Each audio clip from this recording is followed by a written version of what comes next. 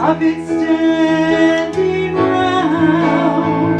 But then my mind goes back to that stormy night, when just in time I saw the light from that old lighthouse that stands up there on the hill. And I thank God for the lighthouse. I owe my life to Him.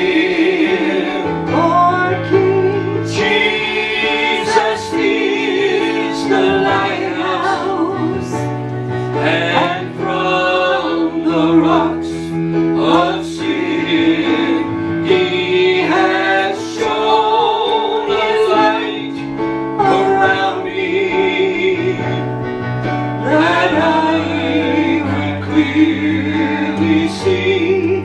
And if it wasn't for the lighthouse, tell me, where would this ship be? And I thank God for the lighthouse. I owe my life to Him. For Jesus is the lighthouse, and from the rocks of sin He has shown a light around me that I could clearly see.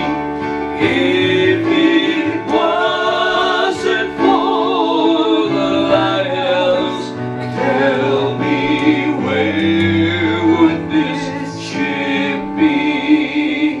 If it wasn't for the lighthouse, tell me, where would this ship be?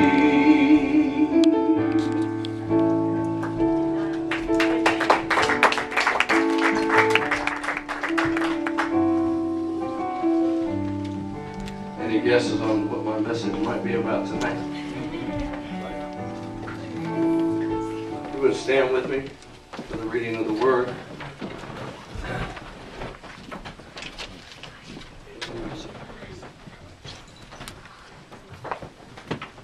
Turn to John chapter 1. We're going to be reading verse 7 through 9.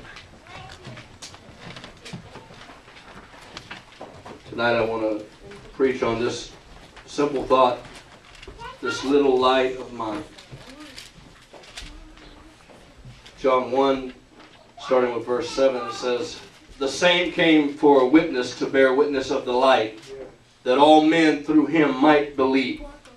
He was not that light, but was sent to bear witness of that light. That was the true light, which lighteth every man that cometh into the world." You'll turn just a few books over into Matthew chapter 5, verse 14. Matthew 5:14 says, "Ye are the light of the world. A city that is set on a hill cannot be hid." You can be seated. It was the darkest part of the night, and a ship was sailing on storm-tossed seas. A captain was cautiously piloting his ship throughout a fog-shrouded waters. Visibility was near to nothing. But while straining to look and find some bearing that he could mark, that he could safely sail, he scanned the hazy darkness in search of any danger that was lurking that he could not see. All of a sudden, his worst fear was realized when he saw a bright light headed straight at him. It was straight in front of him. And it appeared to be another vessel on this storm-tossed night that was headed on a collision course with his ship. To avert disaster, he quickly radioed the oncoming vessel, and he said, "This is Captain Jeremiah Smith, his voice crackled over the radio.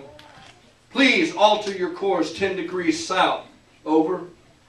To the captain's amazement, the foggy image did not move, but instead he heard back on the radio, Captain Smith, this is Private Thomas Johnson. Please alter your course 10 degrees north. Over. Appalled at the audacity of the message that he just received, seeing that he was trying to avert collision with his ship, the captain got a little bit upset.